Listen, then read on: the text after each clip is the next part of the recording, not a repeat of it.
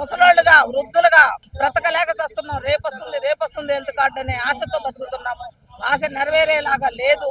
మేము రోగాలతో కంటే కూడా ఈ మానసిక రోగాలతోనే ఎప్పుడెప్పుడు వస్తుందా హెల్త్ కార్డ్స్, ఎప్పుడెప్పుడు మా సమస్యలు పరిష్కారం అవుతాయా అని చెప్పి ఎవరైనా రిటైర్డ్ అయిపోతే మామూలుగా మన పిల్లలతో గడుపుతారు, మనలతో గడుపుతారు, విహారయాత్రలకు పోతారు. మేము మాత్రం ధర్నా చౌకే మాకు విహారయాత్ర అయిపోయింది.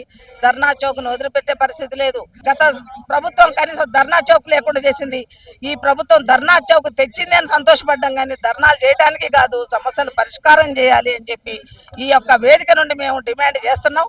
ఆరోగ్యశ్రీ కార్డులు ఇవ్వాలి, అలాగే పెండింగ్ బిల్స్ వాళ్ళు చనిపోతున్నారు, వాళ్ళకు కూడా బిల్స్ ఇమ్మీడియట్ గా తక్షణమే దానికో స్పెషల్ ఫండ్ పెట్టి రిలీజ్ చేయాలని చెప్పేసి మేము ఈ ధర్నా చౌక్ నుండి డిమాండ్ చేస్తున్నాము. లేదంటే మా వృద్ధుల సత్తా ఏంటో కూడా మేము చూపించడానికి కూడా వెనకాడము, పోరాడతాము.